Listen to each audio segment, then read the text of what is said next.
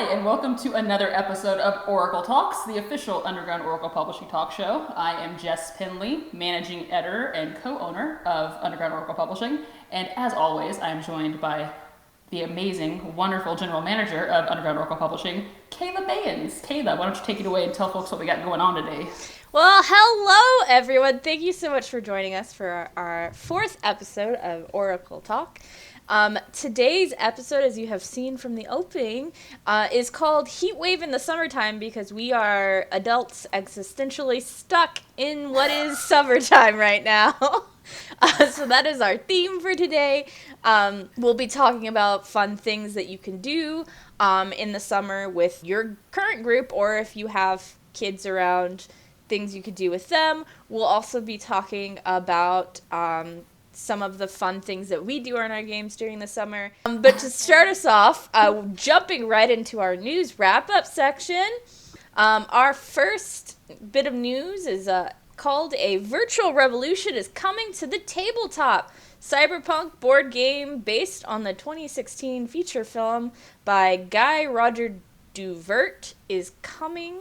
It is the Virtual Revolution. It will be released in Q4 of 2023, so the end of the year. It is based on the 2047 Virtual Revolution movie that came out in 2016. The director is also the designer, so as I mentioned, Guy Roger Duvert. And it is very much cyberpunk, futuristic. You all become the heads of the multinational corporations, so you are the capitalists in this thing instead of the little guy going against the capitalists. What a twist! Yeah. And you all are trying to expand your influence, set up servers, develop verses, which is like the virtual reality in this game. Recruit agents, do little sneaky, dirty things to each other to undercut each other. You even have the option of being or funding cyber terrorists against your opponents if you want to, apparently. Because why wouldn't you? Yeah, why wouldn't you? It feels very real to all the multinational corporations we hear about in the cyberpunk from the other side. So yeah, but you get to be the bad guy, so that's pretty rad. And you're or not, depends on how you play it. It's also set in Neo Paris, which I think is interesting. So any of you Paris-ophiles out there are going to be super jacked about that, I'm sure. And so it is basically a territory control game where everyone's looking to win and own the most territory.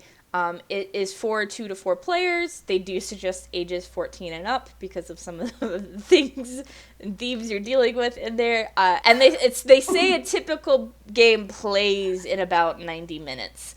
Although knowing a territory control games, it can go real long if you wanted to. I do not concede territory. I will die holding down my one property of Monopoly that you can't get from a cold. I mean, technically Monopoly is a territory control game. So however long a Monopoly game can go and however quickly a Monopoly game can ruin relationships, just be aware any territory control game can do that. And moving right along to our second story, is the RPG Revolution Mental Health Tips for Game Designers. So this is an article talking about, some of the things we all go through, burnout, exhaustion, all of that. It has some really great resources that you should check out for mental health awareness, and if you are in a mental health crisis. And it does go over things like the stress of money, imposter syndrome, rejection, social media, working alone, and taking care of yourself, so dealing with burnout and making sure you don't put yourself in those situations a ton. So we just wanted to highlight that article because that is important, especially as indie game designers. A lot of the time we are setting our own pace and our own schedule and our own things, and we're not nice to ourselves. We're not. We sacrifice ourselves on the altar of getting the product out. Exactly. Sometimes that is, yeah. And sometimes you just don't stop doing that. You start doing it sometime late 2019 and you just keep on doing it until right now. Sometimes we all just need a little reminder of the things to make sure that we take care of in ourselves. And to also know that there are other people having this issue and that it's not just us. We're not alone in the like imposter syndrome or anything like that. Um, so we just wanted to highlight that. Again, as always, all of the links for any of our news wrap-up is down in the description below. So if you are having any of those issues, please go check out that article. It has a lot of great references and resources. Moving on to our final news story. It is called Solving Mysteries in a Fantasy World, The Mystery of the Cursed Statuette by Midnight Tower excels on Kickstarter. So some good news. It's kicking butt on Kickstarter. First couple days, it got over its funding goal. It's well on its way, probably at this point, well past the 34,000 it was sitting at. Yeah, it's sitting at 83,000 as of this episode, Yeah. and it still has several days to go. So they're So doing well. it's an amazing adventure package, not just like an adventure for you to run. It has the Mystery of the Cursed Statuette game. It has the Magpie Secret Society Compendium. It has bespoke vintage character sheets, 6 pre-made characters. It has, you can get it for the virtual tabletops packet that has tokens and gridless maps and digital handouts and all kinds of things. So there's a lot within it. I don't want to give too much away, but it's about 80 pages of content. I'm assuming at 83,000 they have hit all of their stretch goals because it's about 80 pages of content if all stretch goals are achieved. And honestly, I have had a very brief interactions with Tove and Eric of Midnight Tower, and they're honestly so nice and so just supportive of fellow creators and just a wonderful people to deal with. So I am so stoked that this is doing so successfully for them because they were two people who honestly, that this is their passion, which we can relate to, of course. And to see them doing this well with a project it's super rad. I'm so stoked for them. Yeah, and it seems perfect if you're a friend or a fan of detective mysteries. If you want to add a little bit of mystery to your existing fantasy games, because it does have tones of fantasy. I'm always for a good mystery. I love running mystery games. I love running. This just seems like the perfect little thing if you need like a break from your campaign, because it's the summertime, so we all need vacation. Sometimes we need a vacation from our campaign. And slip this in there as a little breather room for your DM, or it just seems like you could probably insert it into an existing campaign if you wanted to do a mystery arc. Yeah, and that is all of our news stories. That is the end of News Wrap Up. And the beginning of our community spotlight segment, which is, the thing that we love doing. We love talking about our community and boosting people up, and we wanted to make sure that we do that every single time.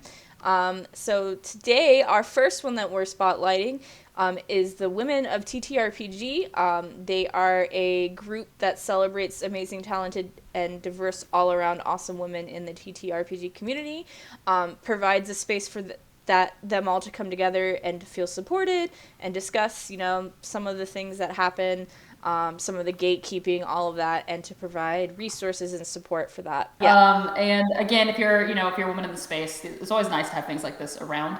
And to have these places where you can maybe feel a little more comfortable to talk about certain issues that you might not in your general discourse. So it's always a nice thing to have. They do interviews, they have merch, they do charity drives. It's a really great server to find opportunities to get on actual plays, to submit for different positions in TTRPGs.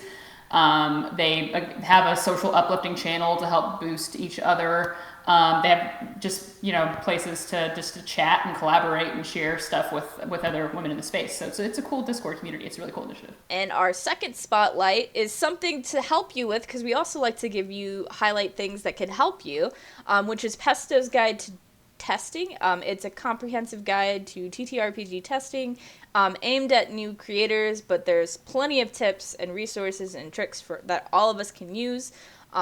It's just one of those things when you're getting started, you have no idea how to do.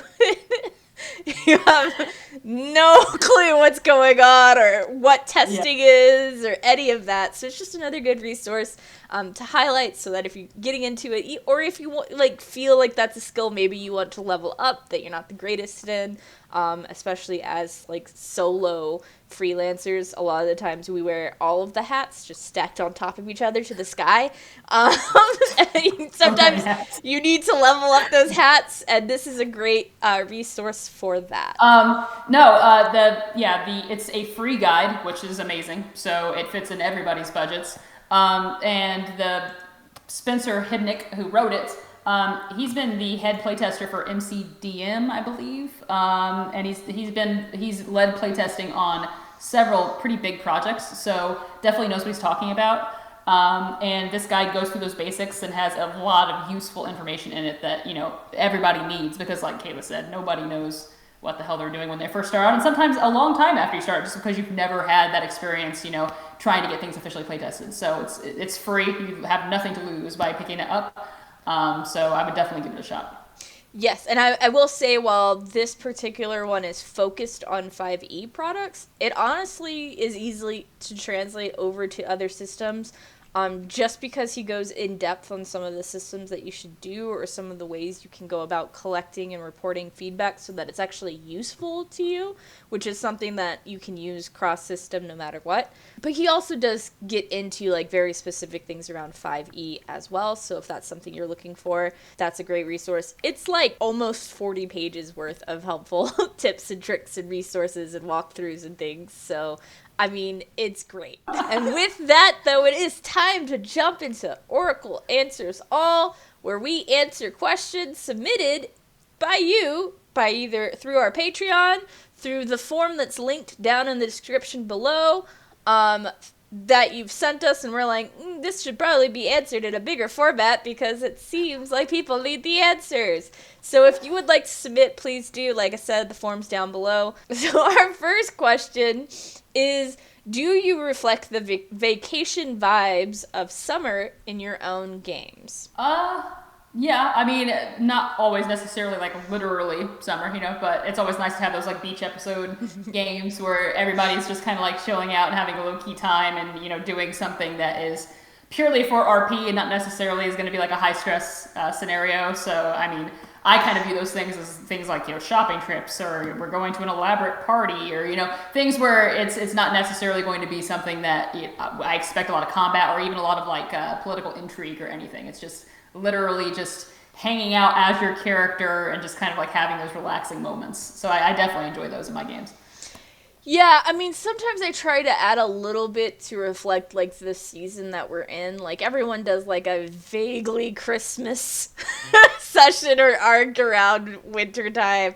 I try to do the vacation vibe type thing based off of what my players like, though. My players right now are really into, like, I finally tricked them into buying a house with their money, so they have a money sink now.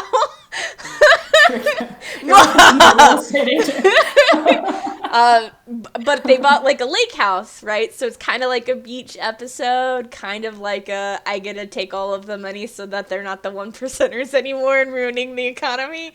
But they will like that. They like got to plan out the house, and they're like planning new construction, and they're like trying to figure out all the stuff going on with the house because they just kind of bought a foreclosed property essentially. Moving along to the second question. We don't have kids, caveat, but we do have nieces and nephews and children adjacent people. So the next question is, with kids on summer vacation, do you have any tips or tricks for getting them involved in TTRPGs? Because, we are all about indoctrinating them young here. Yeah, get them hooked young. That's our motto. Don't know where we picked that one up at.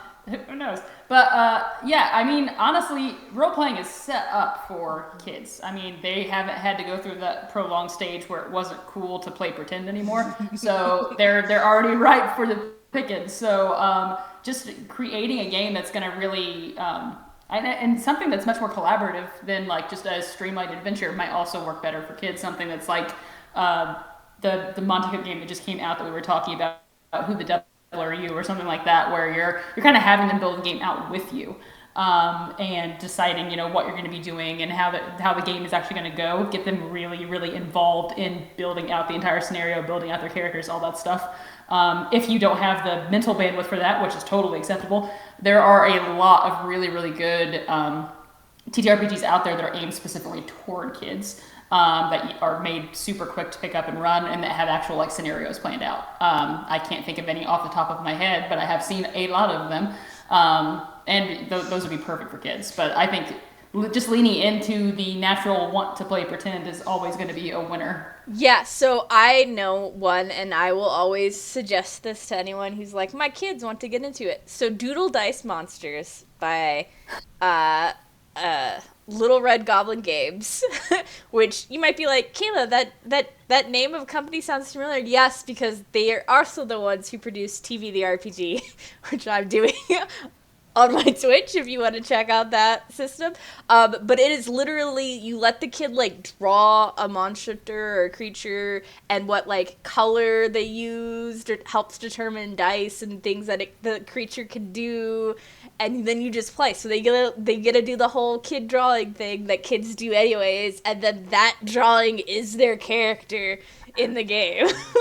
That is the coolest thing I've ever heard, and that would keep me occupied for hours. Yeah, Like, I don't have kids at all. I want to play this game. So we've actually had, I say the royal we because at one point I worked for Little Red Goblin Games as their business manager. Surprise. We had like stores that would use it to teach new employees about tabletop games who didn't know anything, so that they could then, be in the store to be able to discuss and help people with that. We had parents play it with their kids. We had teachers play it with kids too, because it's the drawing and the imagination, but there's still some like math and things. Obviously, if they're really young kids, you're helping them do the math because you're running the game for them. But yeah, it's a lot of fun. I love Doodle Dice Monsters. I suggest it. I'm pretty sure it's still up on Drive-Thru RPG. So that we'll one, have it linked below. Yeah, I always suggest that one because that one is just such a good one to use with kids, because they don't have to fill out a character sheet. They're literally just drawing the thing, and then you're like, okay, you use blue and red and green. So ice, here's this many dice for an ice attack, and this many dice for a poison attack, and this many, like...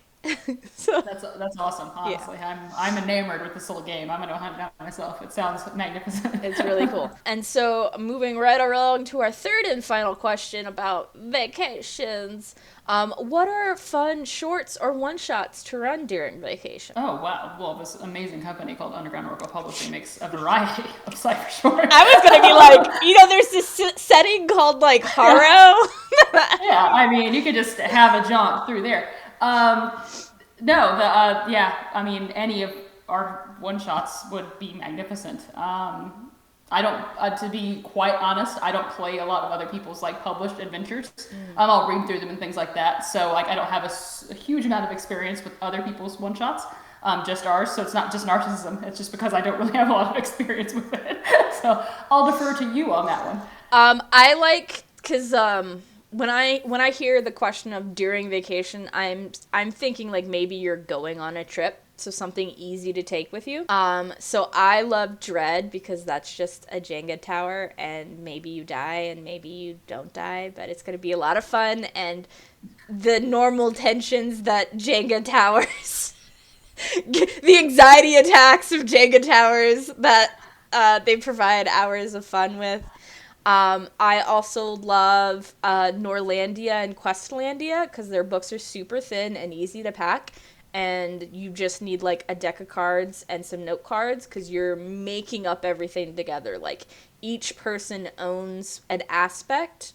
And you all kind of, like, discuss some things. So it might be, like, Knights of the Round Table. I own that, but we all discuss what that means, who's in it, how much power they have. But I make the final decision, and I write it on the note card. And then if during game any question pops up about Knights of the Round Table, I'm the one who gets to decide what the answer is. It's GM-less, so everyone gets to play. No one needs to prep everything since you make the thing together. And then you use the cards to determine what the, like, quest, or in Norlandia's case, the crime you're investigating is. I will say TV the RPG is a lot of fun, because all you need is a D20 and, again, playing cards. because that's what you use to do initiative. And that can get very zany and kooky very quickly, and character design is very easy in that system. I will also say, but all of those are like really easy to pack and really easy to run and quick to run. You don't have to like do prep or know much, as long as you like have vaguely read the thing once, you can do it. And doodle dice monsters too. If you want to do that, take that on vacation. Get your doodle on. Yeah. So all of those are great. And if a future Kayla remembers, she'll put the links down to things discussed in the description. Right along to Design Challenge. Today's genre is modern. We will be making an artifact, and our inspiration comes from our sponsor of today, which is Many Worlds Tavern. They make teas, coffees, accoutrements, playmats, stickers. They even have a set of Magic the Gathering cat token cards, one of which you saw last episode when we did the vampire cat card. And today our inspiration is the Homely House playmats. And as always, the first thing we're going to do is spin to see what flavoring we're adding on top of that inspiration for our modern artifact.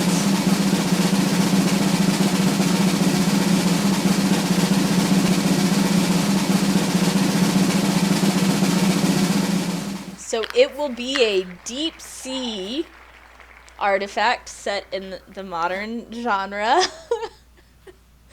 So that is going to be interesting.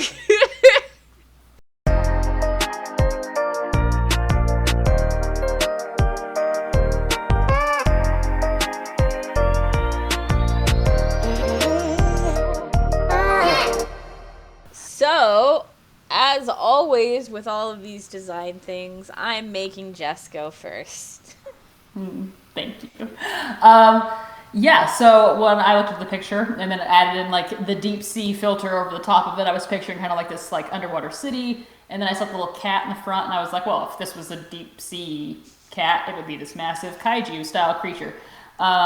So I created an artifact called the Kaiju Beacon, level 1d6 plus 4.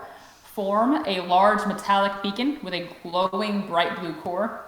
Effect. When activated, calls any kaiju-sized or colossal creatures within a very long distance toward the beacon for a number of minutes equal to the level of the artifact. Creatures called are not friendly toward the user, but will maintain all concentration on the beacon and focus any attacks or effects on the beacon until it is destroyed. When destroyed, this artifact deals an amount of damage equal to 3 times its level to all creatures within short range. And depletion is clearly automatic because that's a one-time use. So for me, I saw the inspiration that we have, the Homely House playmat from Many Worlds Tavern, and I was like, to me that looks more like a church, and so with the flavoring of Deep Sea, I was like, okay, what if the church is holding the artifact? So I said that the artifact is called the Eye of the Deep. The Eye of the Deep has been housed in the Church of Tides for as long as any can remember. It was said that the Tide Lord retched his own eye out and bestowed it to the Saint Hildia during the last great drought. Those that worship at the altar of tides often report that they can see the eye roaming over the devoted as if keeping an eye over their flock. So a little flavor text to go with it. I made it a 1d8 plus 2 level. It is a large fist-sized piece of sea glass, rounded by centuries of beating waves, with a golden cloven mar down one side resembling a slitted pupil. When activated, if you are standing in a body of water, the level will surge around the user to a number of feet equal to the level times 10. The user can then direct the surge in any cardinal direction, and it will continue for 100 feet or half the distance if it goes over land. For depletion, if you roll a 3 or a 4 with a d12, it's depleted, and when it's depleted, the artifact dissolves and water rises begins to rise around the user and sweeps them away in a random direction. Nice. So I was like, I like your flavor on there this time too. I was like, yeah, it looks very church cathedral-y, so like, yeah. it's clearly I'm not gonna lie. a church from the deep sea. It took me like 2/3 of our time limit to actually think of what I was gonna do. Modern with a deep sea filter, and that picture really threw me. I was like, oh my gosh, it took me like a while. It took me a little bit, but as soon as they decided that the picture was like a church of something having to do with the deep sea, I was like, what could they possibly have as like something that's powerful enough to be considered an artifact? And what would that be? So I was like, yeah, they say that a god wrenched his own eye out of his head and was like, here you go, Saint. They say that. Yeah, they say that. That's what they say. So, if you like these or any of the other design challenges we have done in the episodes, you should check out our Cypher boosters, as finalized versions of these will appear in those. They're fun little things that you can use and drop into any games, and they match with a genre. This one will match with modern. But we have in the past done horror, sci-fi, fantasy. If you would like to be kept up to date on when those comes out and drops, you can join our Discord, you can join the newsletter, and you can join our Patreons, all of which you will find linked in the description down below for when those Cypher boosters go out. And moving along to our final thing, which is just the amazing part that we just get to talk a lot about what we're doing and what's going on. UO announcements. So the quick start of Wild Space should be live for our patrons this week. If you'd like to be a part of that, you can join our Patreon at the Herald of the Oracle tier or higher. Those are continued sneak peeks of the development of the setting. So, for example, the folks who got in on the quick start of Haro saw that through all of the development even before we did the Kickstarter, and that is going to be the case for everyone who is going to be a part of and get sneak peeks of Wild Space through that quick start. Yes, those quick starts are fantastic, and each time we release them with an update for our patrons, we put out a survey so that you have the opportunity to let us know what you like, what you don't like, if there's anything that you find confusing. So it's an incredibly collaborative experience with our community, and you get to have your footprint on a brand new world basically before it ever hits the shelves and gets out in front of people. So it's super, super cool. Piggybacking on that one, we very recently created a new Patreon tier, which not only gets you all the Cypher shorts when they come out, gets you the quick starts, it also will get you any of the additional supplements that we release outside of our publishing cycle that we drop on the marketplace. So whether that's new adventures, micro settings, any of the other cool stuff that Kayla, myself, and Keith have cooking up behind the scenes, joining at that new tier will get you all those automatically. So it's definitely worth it. But if you want to be conservative and see what we're doing, the various base tier that we have still gets you those quick starts, and that's only $3 a month. So super low investment for super high reward. Mm-hmm.